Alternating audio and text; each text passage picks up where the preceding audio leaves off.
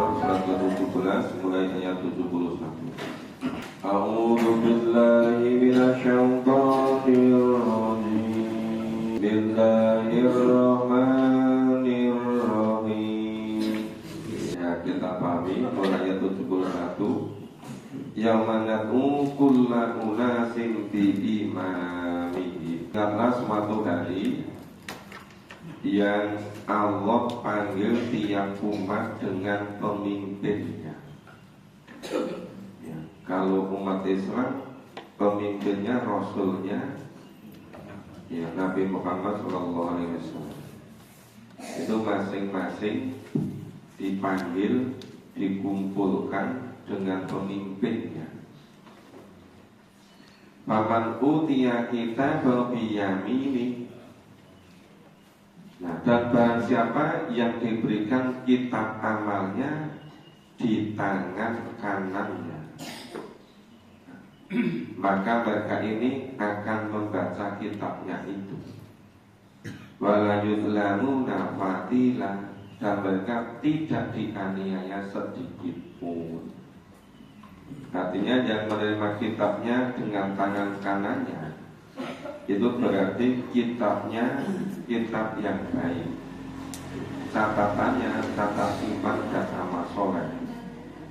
Itu kitabnya kitab iliyun. Maka dia dengan senang hati membaca kitabnya. Bapak Ibu kalau punya anak atau cucu yang ditulis di rapotnya itu baik-baik, senang gak? Nah, itu di dunia sudah begitu. Apalagi besok di akhirat, pada yaumul hisab, yaumul mizan. Itu kalau menerima kitabnya dari sebelah kanan dengan tangan kanannya dari muka, kitabnya iliyun, itu kesenangannya, kebahagiaannya luar biasa. Nah, itu sebaliknya. Ya, sebaliknya itu yang nanti terima kitabnya dari arah belakang, kiri, kemudian kitabnya penuh dengan catatan keburukan. Namanya kitab sijil.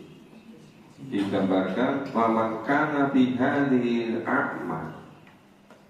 Dan barang siapa yang buta hatinya ketika di dunia ini, bahwa fil akhirati a'ma, niscaya di akhirat nanti ia akan lebih buta pula, wa adallu sabila, dan lebih tersesat dari jalan yang benar. Wa in kadu la yaftinunaka anil ladzi auhayna ilaihi. Sesungguhnya mereka hampir memalingkan kamu dari apa yang kamu telah kami wahyukan kepadamu. Hampir-hampir memalingkan dari Al-Quran, hampir-hampir menyesatkan. Ya. Litaftariya alaina ghairo, agar kamu membuat yang lain secara bohong ya terhadap Allah. Wa idzalat tahuduka qalila. Kalau sudah begitu, tentulah mereka mengambil kamu jadi sahabat yang setia.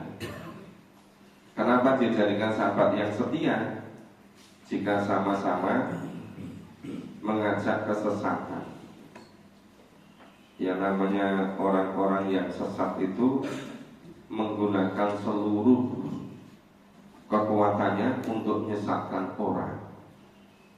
Orang-orang kafir, orang-orang musyrik, orang-orang munafik, mereka juga mengeluarkan infaknya lebih besar untuk menyesatkan orang, untuk bikin tempat-tempat yang orang terpengaruh ke situ.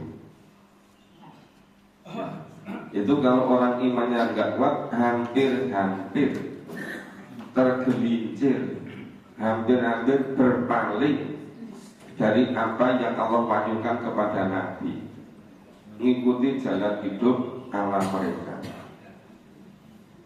Walaula antabatnaka lakot kita tarakanu ilahi misai'an qalila. Dan kalau Allah tidak memperkuat hatimu, niscaya kamu hampir-hampir condong sedikit kepada mereka. Seakan-akan di dunia ini nggak ada bedanya, yang sesuai dengan sunat Allah dengan yang tidak. Seakan-akan nggak ada bedanya yang beriman dengan yang tidak. Tapi kalau zaman masa Nabi, baik dari Mekah maupun Madinah, itu antara orang yang beriman dengan tidak beriman itu betul-betul berbeda. Keberpihakan kepada orang beriman itu luar biasa, segala-galanya. Jadi yang dipersaudarakan karena iman itu mengalahkan segala-galanya. Ya, kalau periode Madinah itu sedikit agak campur karena orang-orang munafik. Tapi periode Mekah itu betul-betul berbeda secara kontras antara orang yang beriman, pengikut Nabi, dengan sebaliknya orang kafir dan musyrik. Ya, orang-orang kafir musyrik itu senangnya menyiksa, yang disiksa orang yang beriman. Kemudian orang yang beriman yang memiliki kelebihan berusaha membebaskan, berusaha membantu, berusaha membela dengan seluruh kemampuannya. Maka orang-orang beriman asal memang iman itu betul-betul dibela. Nah, kemudian ketika terjadi hijrah, orang yang beriman yang tidak memiliki kemampuan ingin ikut berhijrah, itu memang persoalan. Di Mekah sudah nggak gitu kuat, mau ikut hijrah nggak ada kemampuan untuk hijrah.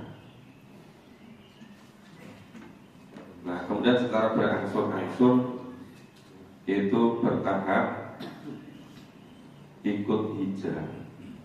Yang belum bisa ikut hijrah, kemudian nanti sampai terjadi Fathul Mekah.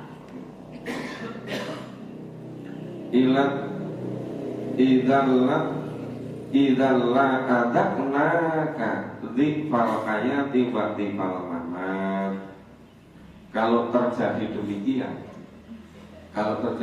artinya tersesat, tergelincir, ya condong kepada kesesatan, benar-benarlah kami Allah akan rasakan kepadamu siksaan berlipat ganda di dunia ini.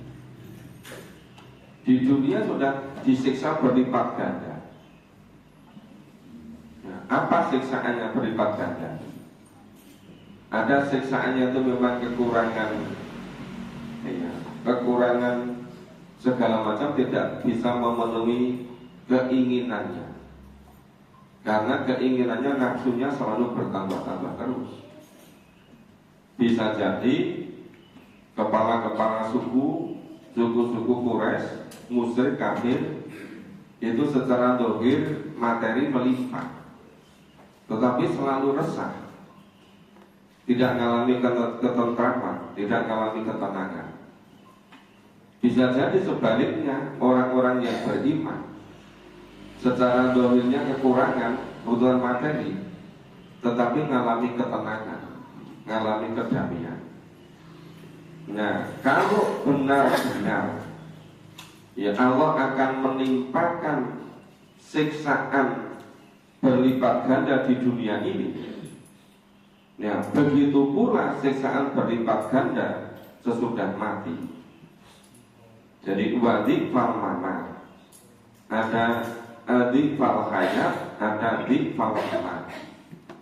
Ada siksaan berlipat ganda ketika di dunia dan siksaan berlipat ganda ketika sesudah mati di akhirat. Tsumma tajidu laka alaina nasiro. Nah, dan sesudah itu kamu tidak akan mendapat seorang penolong pun ya terhadap azab Allah tadi. Di dunia nggak ada yang nolong, di akhirat juga tidak ada yang nolong. Kalau di dunia ini sulit orang yang menolong, karena siksaan itu bisa karena berangkat dari hatinya sendiri. dari pikirannya sendiri, dari perasaannya sendiri. Ya, merasa kalau tidak bisa mengalahkan orang yang beriman, ya, kemudian merasa asor, merasa rendah. Nah, perasaan itu selalu menggantui. Jadi selalu ingin merusak, mengalahkan orang-orang yang beriman. Padahal orang-orang yang beriman itu dibela oleh Allah, dilindungi oleh Allah, ditolong oleh Allah. Itu yang akhirnya mereka tidak pernah mengalami ketentraman, kedamaian hidup di dunia ini. Wa in kadu la yastafizunaka minal ard liyukhrijuka minha. Dan sesungguhnya benar-benar mereka hampir membuatmu gelisah di negeri Mekah. Apa? Untuk mengusirmu dari Mekah. Nah, kalau terjadi liyukhrijuka minha, kalau terjadi betul mereka mengusir kamu dari Mekah, ya wa idzal la yalbatuka khilafaka illa qalila, niscaya sepeninggalmu mereka tidak tinggal melainkan sebentar saja. Maksudnya tidak tinggal di Mekah melainkan sebentar saja, itu juga akan pasti diadab oleh Allah, dimusnahkan oleh Allah. Jadi orang-orang yang musyrik, orang-orang kafir itu kalau mengusir Nabi dan orang-orang beriman dari Mekah, mereka pasti akan dihancurkan. Ya, kalau Nabi hijrah itu bukan karena diusir oleh orang musyrik, orang kafir. Itu karena memang Allah perintahkan. Allah perintahkan untuk hijrah. Karena Allah yang maha tahu, Allah yang maha mengetahui bagaimana dakwah itu bisa lancar. Di Mekah lebih kondusif, di Mekah diganggu terus. Maka setelah membangun sistem, ada kekuatan, akhirnya kembali ke Mekah dengan mengislamkan Mekah. Itu sunnatan mangkok arsalna qablakan min rusulina. Ya, kami Allah menetapkan yang demikian sebagai suatu ketetapan terhadap rasul-rasul kami yang kami utus sebelum kami. Itu terjadi pada para nabi, para rasul sebelumnya. Itu terjadi pada masa Rasulullah. Itu juga terjadi pada masa-masa berikutnya. Itu bisa terjadi di mana saja, bisa terjadi kapan saja. Itu kalau orang-orang ya musyrik, orang-orang kafir itu mengusir Nabi, Rasul, orang yang beriman, itu Allah akan memusnahkan, Allah akan membinasakannya, Allah akan menghancurkannya dalam waktu yang tidak lama. Yaitu ketetapan Allah itu terjadi terus-menerus, terjadi pada para nabi, para rasul sebelum Nabi Muhammad, pada masa Nabi Muhammad, dan bisa juga terjadi pada masa-masa berikutnya. Wala tajidu li sunnatina tahwila. Tidak akan kamu dapati perubahan bagi ketetapan Allah, bagi sunnah Allah. Itu tetap terjadi. Nah, makanya seharusnya kita itu menghargai orang lain, itu bisa mencontoh para sahabat Nabi, baik yang di Mekah maupun di Madinah. Apalagi ketika telah terjadi hijrah, persahabatan, persaudaraan antara sahabat-sahabat Muhajirin dengan sahabat-sahabat Ansor. Bagaimana kesiapan sahabat-sahabat Ansor untuk menolong, untuk membantu, untuk memberikan apa yang mereka miliki kepada sahabat-sahabat Muhajirin. Memang tidak mudah menghargai orang karena imannya. Seringkali menghargai karena kedudukannya, karena pangkatnya. Ya kalau orang itu berkedudukan, berpangkat tinggi, walaupun bisa jadi malah menggelincirkan ke jalan sesat, tapi dianggap terhormat. Nah ini kawannya siapa?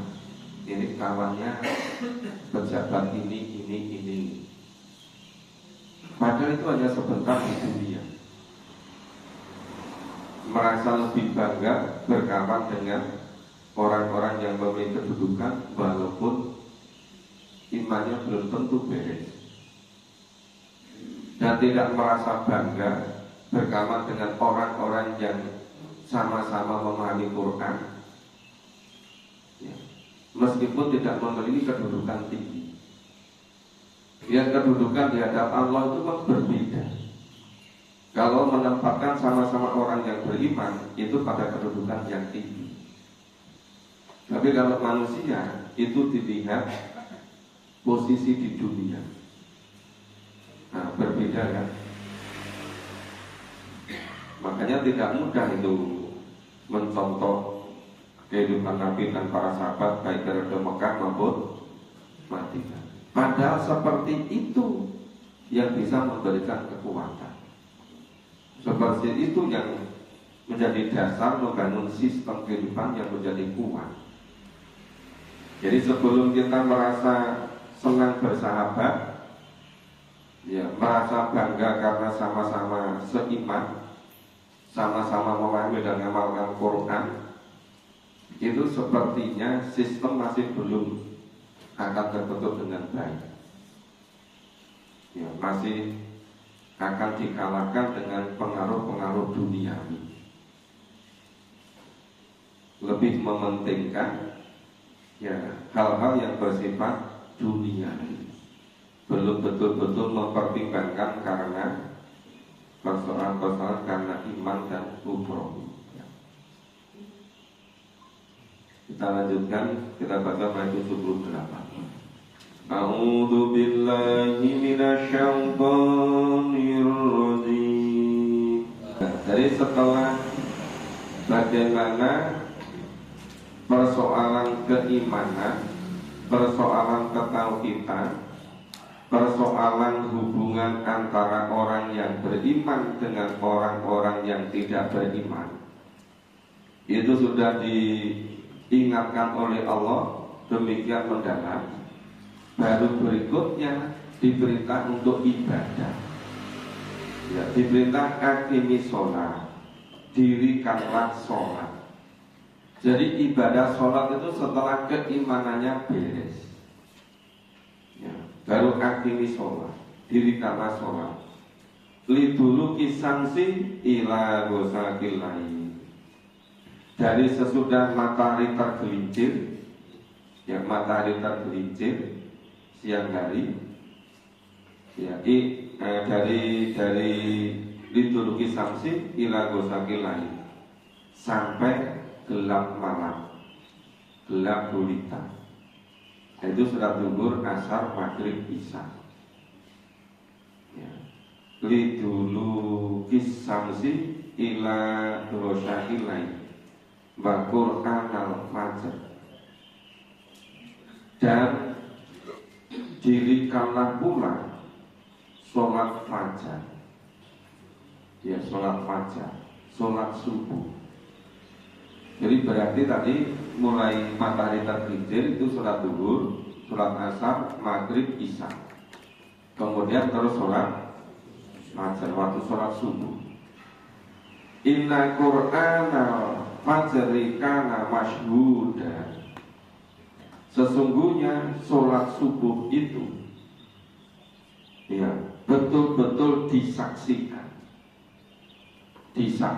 oleh para malaikat, disaksikan oleh anggota tubuh kita masing-masing, disaksikan oleh Allah. Maka sering kami sampaikan, seandainya orang Islam ini membenahi dulu misalnya sholat subuh diberesi, setiap selesai sholat subuh itu memahami Quran sampai suruh. Kalau itu kemudian menjadi kebiasaan, misalnya di seluruh masjid-masjid yang ada di kawasan sekitarnya, itu mungkin dalam waktu nggak lebih dari 5 tahun, mungkin sudah banyak terjadi perubahan.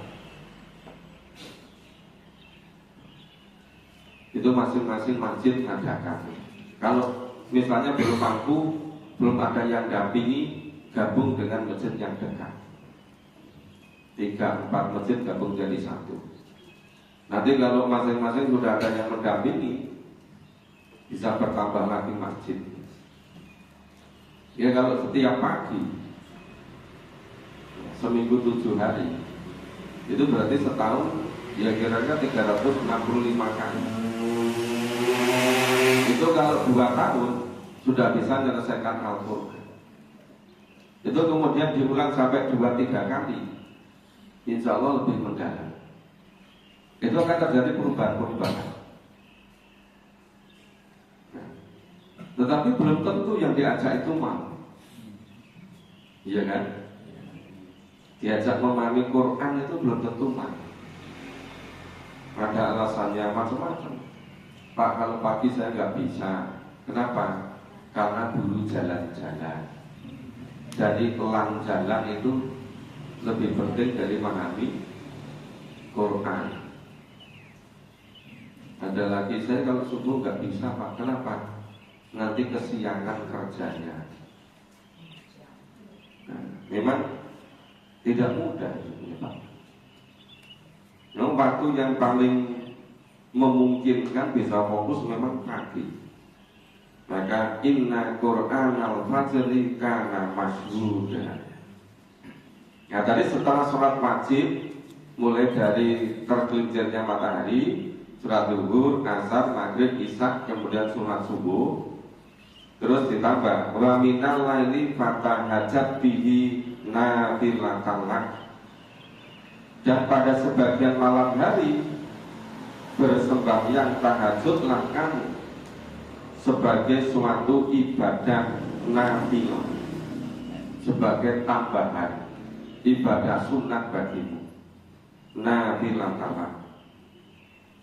Ngasa ayyab'atsaka rabbuka maqaman mahmuda.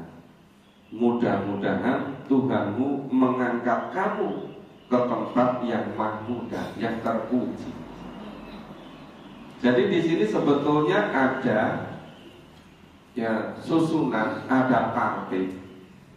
Kalau mau mendapatkan maqaman mahmuda, derajat yang terpuji, yang mulia, itu pertama dibereskan dulu keimanan, dibereskan hubungan persaudaraan sesama beriman, kemudian menunaikan sholat wajib ditambah sholat sunnah. Nah, itu akan memperoleh maqaman mahmuda, kedudukan derajat yang tinggi. Cuma nggak mudah ini ngurutkan ini. Ya, itu membersihkan ketauhidan, keimanan, kemudian tidak mudah tergelincir oleh pengaruh-pengaruh negatif. Nah, lebih mementingkan yang beriman, kemudian terus menunaikan ibadah sholat wajib ditambah dengan sholat sunat malam. Nah, kalau itu bisa dilaksanakan secara tertib, secara urut, itu akan memperoleh maqaman mahmuda, ya, kedudukan derajat yang terpuji. Ya, derajat yang terpuji di sisi Allah. Tapi kalau menurut persepsi manusia bisa berbeda-beda. Karena orang menghargai itu kalau karena Allah tentu ada kesamaan. Tapi kalau menghargai orang lain bukan karena Allah, tapi nanti karena banyaknya mengumpulkan harta, atau karena memperoleh kedudukan atau pangkat, sehingga kalau berkawan dengan orang yang berpangkat merasa lebih bangga daripada orang yang beriman. Nah, yang semacam itu Itu pandangan persepsi manusia. Nah, tapi kalau menurut Allah, itu tadi urutannya. Pertama masalah keimanan, kedua memperkuat iman, tidak mudah tergelincir terpengaruh oleh bujuk rayu godaan orang-orang tidak beriman. Karena sekarang ini banyak kegiatan-kegiatan yang kelihatannya lebih menggiurkan, padahal sebetulnya itu bisa mengikis, mengurangi keimanan.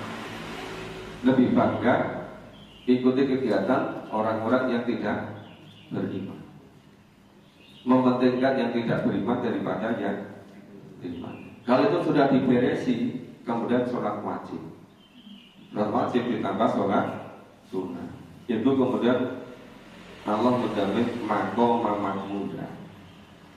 Maqur Rabbi adkhilni mudkharashid, dan katakanlah, berdoalah, ya Tuhan kami, masukkanlah aku ya secara masuk yang benar. Ya.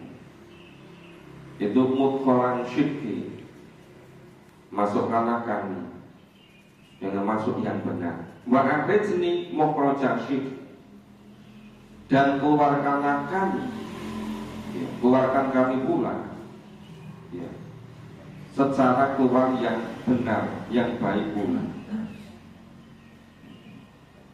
Waja'ali miladunka sultanan nasiro, dan jadikanlah kepadaku dari sisi engkau kekuatan yang menolong, sultanan nasiro, kekuatan yang menolong.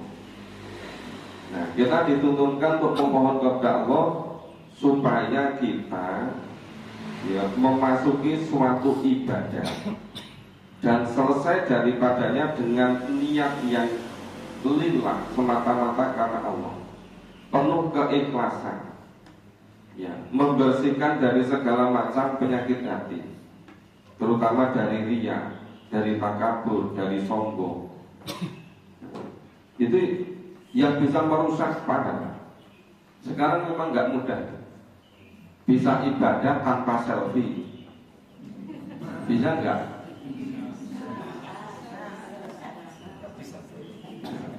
Kadang-kadang itu mementingkan selfie-nya.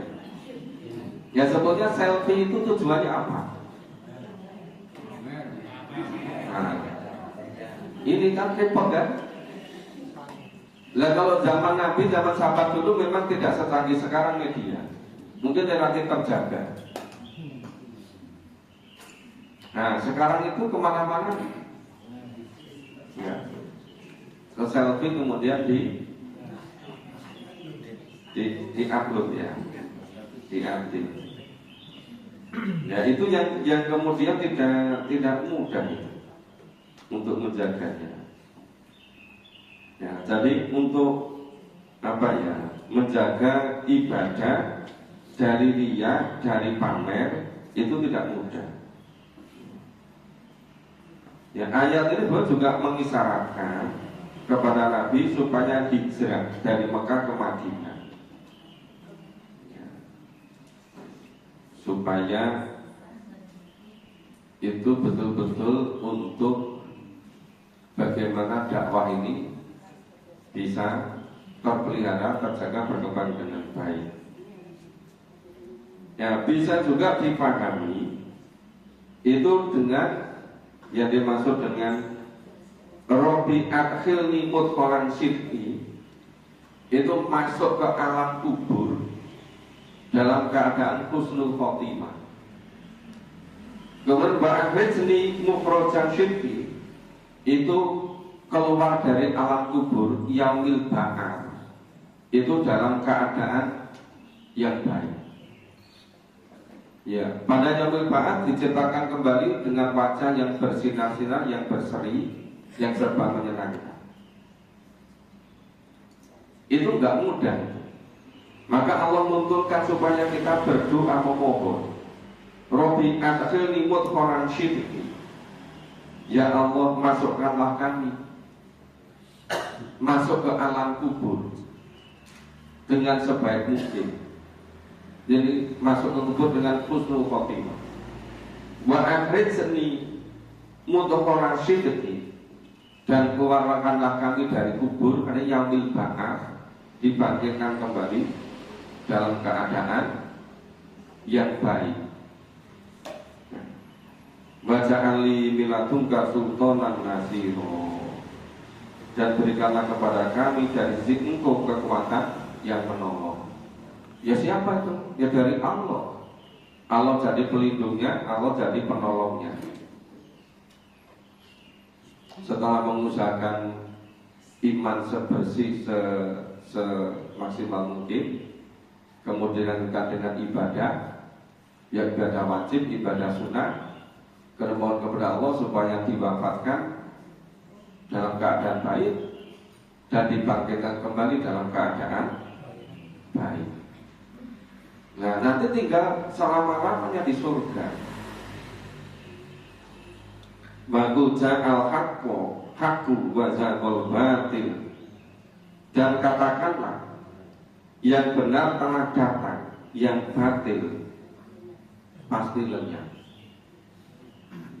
Ini kalau hak kebenaran itu bagaikan cahaya, bagaikan sinar. Nah, kalau cahaya datang, sinar datang, kegelapan pergi dengan sendirinya. Itu kalau waktu fajar datang, matahari mulai bersinar, itu berarti hidayah datang, kebenaran datang. Kegelapan pergi dengan sendirinya. Nah, memang tidak mudah mendatangkan kebenaran. Nah, kebenaran itu apa? Al-Quran, wahyu dari Allah. Mendatangkan wahyu dari Allah di tengah-tengah kehidupan itu enggak mudah. Kenapa? Karena sudah terbiasa. Kalau telinga kita itu mendengarkan suara campur saru 2 hari 3 malam atau 2-3 hari, itu wis biasa. Tapi kalau mendengarkan suara Quran dipahami, itu dianggap nggak biasa, maka nggak siap mendengarkan. Ya akhirnya kalau suara Quran kok sampai terdengar, itu dianggap mengganggu. Tapi kalau suara yang lain itu tidak dianggap mengganggu. Kenapa? Itu terbentuk. Kemudian dibikin aturan. Aturannya apa? Kalau suara dari pengajian tidak boleh keluar, tapi kalau suara yang lain boleh keluar, sekalipun sampai larut malam, dan mengganggu orang itu. Karena merasa tidak terganggu kalau sudah familiar, itu dianggap sudah umum. Nah, disitulah Baku jangan kalau hakku wajahul batu. Enggak mudah mendatangkan kebenaran itu. Banyak orang yang merasa bangga, merasa senang kalau mengumpulkan harta melalui kerja sekian tahun, itu bisa digunakan untuk menyelenggarakan hiburan, kemudian jadi uang, dipuja-puja oleh masyarakat. Luar biasa itu. Sampai hiburannya 5 hari 5 malam. Itu nggak ada yang melebihi dia itu di daerah sini. Itu bangga sekali. Ada orang-orang terpengaruh pergi ke sana. Tapi kalau misalnya bekerja dengan sungguh-sungguh, kemudian digunakan hasilnya berbentuk fisabilillah, itu dianggap biasa, nggak dianggap uang gitu. Jadi bisa persepsi dari individu-individu mempengaruhi akhirnya terjadi persepsi secara umum. Itu kemudian terbentuk yang namanya kebiasaan di suatu masyarakat. La innal batila kana zahuqa.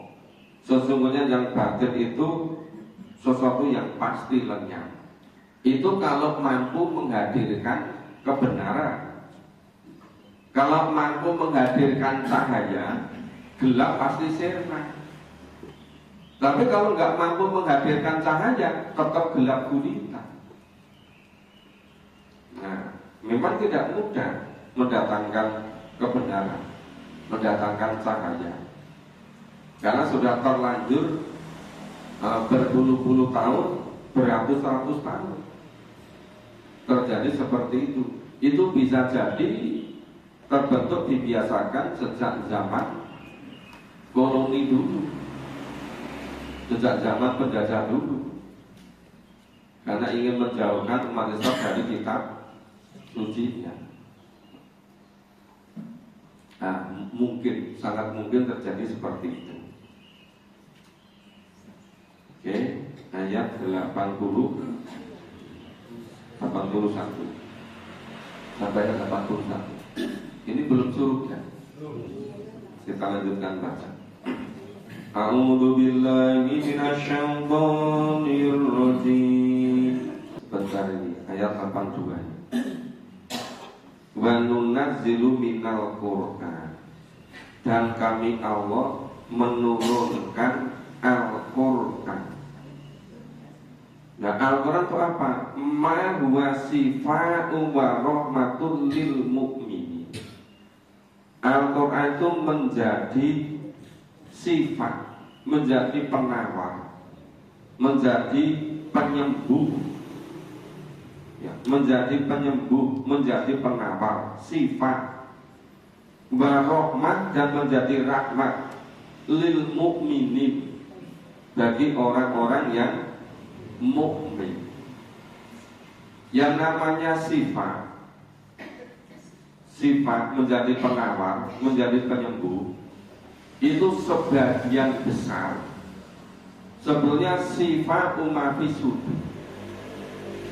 menjadi penawar, menjadi penyembuh penyakit yang ada di hati. Segala macam penyakit di dalam hati, kekafiran, kemusyrikan, kemunafikan, ya, riya, sombong, takabur, senang pamer, kemudian bakhil. Temannya bakhil apa lagi? Util. Kelihatannya banyak itu. Itu kalau misalnya orang yang beriman itu hatinya dibersihkan dari segala macam penyakit hati, itu penyakit fisik tidak mudah masuk, ada kekebalan. Tapi kalau penyakit hatinya itu tidak dibersihkan, ya, tidak menjadikan Quran sebagai sifat, sebagai penyembuh, itu penyakit fisik itu jadi mudah masuk, mudah datang. Nah, ini bertolak belakang dengan orang-orang yang dolim. Wala yazidu dzolimina illa khosaro. Dan Al-Quran itu tidaklah menambah kepada orang-orang yang dolim selain merugikan. Kenapa Al-Quran selalu merugikan orang-orang yang dolim? Karena orang-orang yang dolim itu perhatiannya hanya masalah dunia. Jadi misalnya punya harta, kalau orang yang beriman, hidup yang sebenarnya besok di akhirat, begitu investasikan di akhirat, itu betul yang menyelamatkan dirinya. Tapi bagi orang yang dolim, merasa jumlahnya berkurang. Semula punya uang 10 juta, ya, diinfakkan untuk membeli karpet 2 meter misalnya, kan menjadi berkurang jumlahnya. Itu bagi orang yang dolim, itu merasa rugi, merugikan. Jadi berbeda sekali, sama-sama mensikapi Al-Quran, itu antara orang yang mukmin dengan orang yang dolim, itu bukan hanya berbeda, bahkan bisa bertentangan.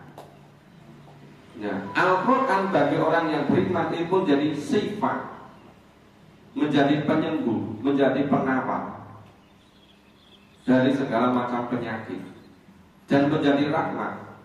Tetapi bagi orang-orang yang zalim itu tidak ada lain kecuali merugikan. Makanya kalau orang belum betul-betul siap, imannya belum cukup, itu setiap mendengar kebaikan, misalnya ajak infak, hatinya sudah berontak, kuwi ajak-ajak apa meneh. Sing siji wis rampung odo-odo meneh. Itu sebenarnya pantulan belum bersih hatinya dari berbagai macam penyakit. Itu kalau terus-menerus memahami, mengkaji surat-surat matinya, itu nanti akan bersih hatinya. Kalau hatinya bersih, ya seperti Nabi dan para sahabat itu, dia serba senang. Walaupun mungkin belum bisa terlibat secara langsung, tapi senang. Ya seperti surat Al-An'am 125 itu. Ya setiap ada kabar kebaikan itu senang. Itu cirinya orang yang dapat petunjuk. Tapi orang yang tidak dapat petunjuk, setiap ada kabar kebaikan itu sebaliknya, malah jadi susah. Susahnya di mana? Nanti ketahuan yang lain, saya tidak ikut. Padahal itu sebenarnya ukurannya bukan orang lain, ukurannya kesiapan diri sendiri. Insya Allah besok pagi kita bisa ulang kembali dari ayat 82 kemudian lanjut. Ini hari Selasa, jadwalnya sore di Gedung Kala, kemudian malam di Masjid Taqwa. Dan mudah-mudahan bisa istiqomah, mudah-mudahan semakin bisa membersihkan hati kita dengan Al-Quran sebagai sifat, Al-Quran sebagai penawar, Al-Quran sebagai penyembuh. Terima kasih semuanya. Mohon maaf kalau ada kurang dan salahnya. Kita akhiri dengan baca hamdalah dan doa. Alhamdulillah. Subhanallah wa bihamdihi.